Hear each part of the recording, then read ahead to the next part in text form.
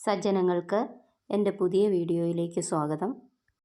ഇന്ന് നാം ഇവിടെ ചൊല്ലിപ്പഠിക്കാൻ പോകുന്നത് നാരായണീയത്തിലെ ദശകം 29 കഴിഞ്ഞ ദശകത്തിൽ, അതായത് ദശകം 28-ൽ ഇനി നമുക്ക് ഈ ദശകത്തിലെ ഓരോ ശ്ലോകത്തിൻ്റെയും അർത്ഥം എന്താണെന്ന് മനസ്സിലാക്കാം. ജലത്തിനുള്ളിൽ നിന്ന് പൊങ്ങി വരുന്നവനായ ഭഗവാന്റെ കയ്യിൽ നിന്ന് അസുരന്മാർ അമൃതം തട്ടിയെടുത്തപ്പോൾ വേറൊരു ശരണമില്ലാത്ത ദേവന്മാരെ സമാശ്വസിപ്പിച്ചിട്ട് പൊടുന്നനെ ഭഗവാൻ അവിടെ നിന്നും മറഞ്ഞു. അല്ലയോ ഭഗവാൻ, ഭഗവാന്റെ മായാശക്തി കൊണ്ട് ദൈത്യന്മാർ തങ്ങളുടെ കൂട്ടത്തിൽ തന്നെ അന്യോന്യം കലഹിച്ചുകൊണ്ടിരുന്നു. ഇതാണ് ഒന്നാം ശ്ലോകത്തിൻ്റെ അർത്ഥം. ആ സമയം ഭഗവാൻ ശരീരകാന്തി കൊണ്ടും വയസ്സുകൊണ്ടും സുന്ദരവും യൗവനയുക്തവുമായ വൃത്തമൊത്തുരുണ്ടുയർന്ന സ്തനഭാരത്താൽ അല്പം നമ്രവുമായ മോഹിനി രൂപത്തെ കൈക്കൊണ്ടു. അസുരന്മാരെല്ലാവരും അമൃതകുംഭം കൊണ്ടുണ്ടായ ശണ്ഠയെ ഉപേക്ഷിച്ച് അങ്ങയുടെ കുജകുംഭത്തിൽ ഏറ്റവും ആസക്തിയോടുകൂടിയവരായി അങ്ങയുടെ സമീപത്തിലേക്ക് ഓടിയെത്തി. ഇതാണ് ശ്ലോകം 2ൻ്റെ അർത്ഥം. കേഴമാനിൻ്റെ കണ്ണുള്ളവളെ, നീ ആരാണ്? ഈ അമൃതം ഞങ്ങൾക്ക് പങ്കിട്ടു തരിക എന്നിങ്ങനെ വർദ്ധിച്ച അനുരാഗം കൊണ്ട് പരവശരായി യാചിക്കുന്ന അസുരന്മാരോട് ഭഗവാൻ, ഹേ അസുരന്മാരെ, ഞാനൊരു വേശ്യയാണ്, എന്നിൽ നിങ്ങളെങ്ങനെ വിശ്വസിക്കും എന്നിങ്ങനെ പറഞ്ഞുകൊണ്ട് തന്നെ അവരെ ഏറ്റവും വിശ്വാസമുള്ളവരാക്കി തീർത്തു.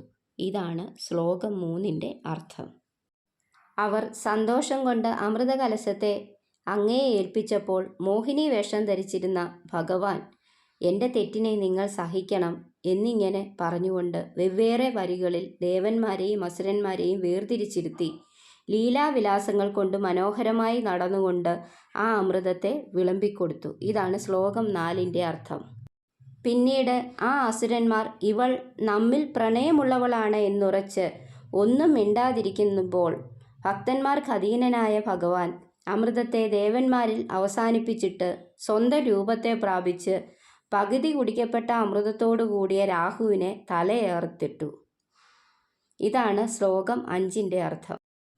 ഭഗവാനിൽ നിന്ന് അമൃതം തട്ടിപ്പറിച്ചതിന് തക്കതായ ഫലത്തെ എതിർപക്ഷക്കാരായ അസുരന്മാർക്ക് നൽകിയിട്ട് ഭഗവാൻ പറഞ്ഞപ്പോൾ ആ അസുരന്മാർ ദേവന്മാരോട് യുദ്ധം ചെയ്തു. അനന്തരം ആ കടുത്ത യുദ്ധം ഏറ്റവും വളർന്നപ്പോൾ ദേവന്മാരെല്ലാവരും ബലിയെന്ന അസുരൻ്റെ മായയാൽ മോഹിതരായി തീർന്ന സമയം ഭഗവാൻ ഇവർക്കിടയിൽ പ്രത്യക്ഷനായി. ഇതാണ് ശ്ലോകം 6ൻ്റെ അർത്ഥം. ക്രമേണ ഭഗവാൻ കാലനേമി എന്ന അസുരനെയും മാലി മുതലായവരെയും വധിച്ചു. ഇന്ദ്രൻ പാകാസുരനോട് കൂടിയ ബലി, ജംബൻ, വലൻ എന്നിവരെ കൊന്നു. ഉണങ്ങിയതോ നനഞ്ഞതോ ആയ യാതൊന്നുകൊണ്ട് കൊല്ലാൻ കഴിയാത്തവനായ നമുജി എന്നവനും നുരകൊണ്ട് വധിക്കപ്പെട്ടപ്പോൾ നാരദ മഹർഷിയുടെ വാക്യമനുസരിച്ച് ഭഗവാൻ യുദ്ധത്തെ നിർത്തി. ഇതാണ് 7ാം ശ്ലോകത്തിൻ്റെ അർത്ഥം. അസുരന്മാരെ മോഹിപ്പിക്കുവാൻ വേണ്ടി സ്വീകരിക്കപ്പെട്ടതായ അങ്ങയുടെ സ്ത്രീരൂപത്തെപ്പറ്റി കേട്ടിട്ട് ശ്രീ പരമേശ്വരൻ അത് കാണാനുള്ള കൗതുകത്തോടുകൂടി ഭൂതഗണങ്ങളോടും ശ്രീപാർവതിയോടും ഒരുമിച്ച് ഭഗവാന്റെ ആവാസസ്ഥാനമായ വൈകുണ്ഠത്തിൽ ചെന്ന് അങ്ങയെ സ്തുതിച്ചുകൊണ്ട് തൻ്റെ അഭിലാഷത്തെ അറിയിച്ചു. അനന്തരം ഭഗവാൻ അവിടെ നിന്നു മറഞ്ഞു. ഇതാണ് 8ാം ശ്ലോകത്തിൻ്റെ അർത്ഥം. ഉടനെ തന്നെ ഉദ്യാനഭൂമിയിൽ പന്തടിച്ച് കളിക്കവേ ഇളകിക്കൊണ്ടിരിക്കുന്ന കണ്ണുകളോട് കൂടിയവളും അതിമനോഹരിയായ പെൺകുടിയുമായ മോഹിനിയെ അഴിഞ്ഞ വസ്ത്രത്തോടു കൂടിയവളായി കണ്ടിട്ട് കാമവൈരിയായ ഭഗവാൻ പരമശിവൻ കാമപാരവശ്യം കൊണ്ട് അങ്ങയെ ബലാത്കാരമായി പിടിച്ച് മുറുകെ പുണർന്നു. ഇതാണ് 9ാം ശ്ലോകത്തിൻ്റെ അർത്ഥം. മഹാദേവൻ വീണ്ടും പിടിയിൽ നിന്ന് വിടർത്തി ഓടിക്കളഞ്ഞവളായ അവളെ പിന്തുടർന്ന് ഓടിയിട്ട് വീര്യനിസ്സരണത്തിന് ശേഷം പ്രകാശിച്ച പരമാർത്ഥജ്ഞാനത്തോടു കൂടിയവനും നിന്തിരുവടിയാൽ ആദരിക്കപ്പെട്ടവനുമായിട്ട് അങ്ങയുടെ മാഹാത്മ്യത്തെ ശ്രീ പാർവതിക്ക് ഉപദേശിച്ചു. അല്ലേ ഗുരുവായൂരപ്പ, അപ്രകാരം ഇരിക്കുന്ന നിന്തിരുവടി എന്നെ രക്ഷിക്കണമേ. ഇതാണ് മേൽപ്പത്തൂർ നാരായണ ഭട്ടതിരി ദശകം 29ൽ അപേക്ഷിക്കുന്നത്. നമുക്ക് ചൊല്ലിത്തുടങ്ങാം. ശ്രീമദ് നാരായണീയം ദശകം 29 അമൃതാഹരണവും അസുര നിഗ്രഹവും. ഓം നമോ ഭഗവതേ വാസുദേവായ. ഉദ്ഗച്ഛതസ്തവ കരാത് അമൃതം ഹരൽസു ദൈത്യേഷു താന ശരണാനനുനീയ ദേവാൻ സദ്യസ്ഥിരോദതിത ദേവഭവത് പ്രഭാവാത് ഉദ്യത്സ്വയൂധ്യ കലഹ ദിദിജാ ബഭൂവു ശ്യാമാം രുചാപി വയസാപി തനും തദാനീം പ്രാപ്തോസി തുംഗകുജമണ്ഡലഭംഗുരാം ത്വം പീയൂഷകുംഭകലഹം പരിമുച്യ സർവേ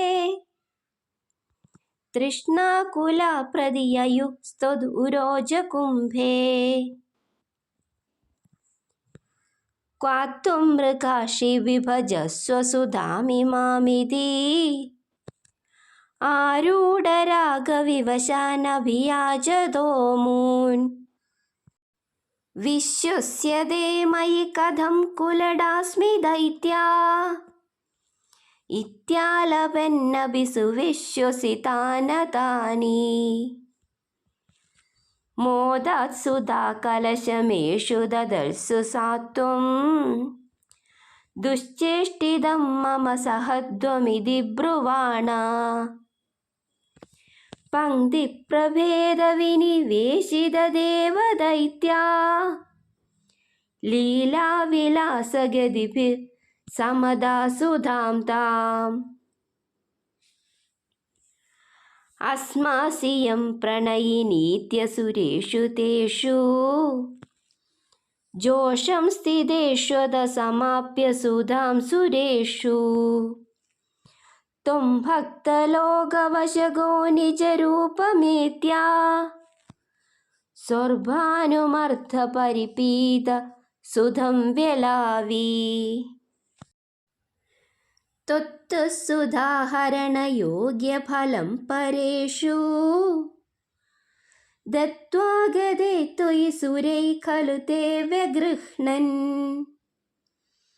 ഘോരേദമൂർച്ഛതിരണേ ബലിദൈത്യമായാ വ്യാമോഹിതേ സുരഗണേ ത്വമിഹാവിരാസി ത്വം കാലനേമിമഥമാലിമുഖാൻ ജഗന്ത ശക്രോ ജഘാന ബലിജംഭവലാൻ സപാകാൻ ശുഷ്കാർദ്രദുഷ്കരവദേനമുചൗചലൂനേ ഫേനേന നാരദഗിരാന്യരുണോരണം തം യോഷാവബുർധനുജമോഹനമാഹിതം തേ ശ്രുത്വാ വിലോകനകുതൂഹലവാൻ മഹേശാ ഭൂതൈ സമം ഗിരിജയാ ച ഗതഃ പദം തേ സ്തുത്വാ ബ്രവീദഭിമദം ത്വമധോതിരോധാ ആരാമസീമനി ച കന്ദുകഘാതലീലാ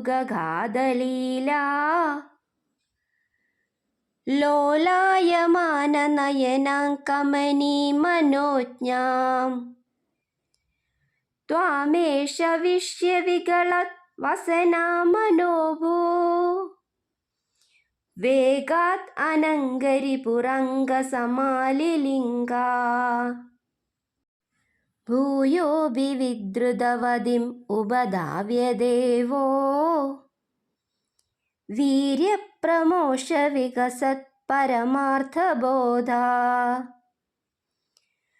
ത്വന്മാനിതസ്തവ മഹത്വമുവാച ദേവൈ തത്താദൃശസ്ത്വമവവാദ നികേതനാഥാ ഓം ഭൂതനാഥ സദാനന്ദ സർവഭൂതദയാപരാ രക്ഷ രക്ഷ മഹാബാഹോ ശാസ്ത്രേ തുഭ്യം നമോ നമഃ സ്വാമിയേ ശരണമയ്യപ്പ. ശ്രീ ഹരിയേ നമ. ശ്രീ ഗുരുവായൂരപ്പ ശരണം. ഈ ദശകത്തിൻ്റെ അവസാനം ശാസ്താവിൻ്റെ സ്തോത്രം ചൊല്ലുകയും സ്വാമി ശരണം വിളിക്കുകയും ചെയ്തത് എന്തിനാണെന്ന് എല്ലാവർക്കും മനസ്സിലായി കാണുമെന്ന് വിചാരിക്കുന്നു. ഭഗവാൻ മോഹിനി രൂപം പൂണ്ടു വന്നപ്പോൾ ശ്രീ പരമേശ്വരൻ അവളിൽ ആകൃഷ്ടനാവുകയും തുടർന്ന് അവരുടെ സംഗമം നടക്കുകയും അതിൽ ശ്രീധർമ്മശാസ്താവിൻ്റെ അവതാരമായി ശ്രീ അയ്യപ്പസ്വാമി സാക്ഷാൽ മണികണ്ഠൻ ജന്മമെടുക്കുകയും ചെയ്യുന്നു. അങ്ങനെ അയ്യപ്പസ്വാമിയുടെ അവതാരത്തിനെ വർണ്ണിക്കാൻ വേണ്ടിയിട്ടാണ് നമ്മൾ ഭഗവാന്റെ സ്തോത്രവും ശരണവും ഒക്കെ ചൊല്ലിയത്. എല്ലാവരും നല്ലവണ്ണം ചൊല്ലിപ്പഠിക്കണേ. വീഡിയോ ഇഷ്ടമായ ലൈക്ക് ചെയ്യാൻ മറക്കരുതേ. അടുത്ത വീഡിയോ ഉടനെ തന്നെ അപ്ലോഡ് ചെയ്യുന്നതായിരിക്കും. പെട്ടെന്ന് കിട്ടാൻ സബ്സ്ക്രൈബ് ചെയ്യാനും മറക്കരുത്.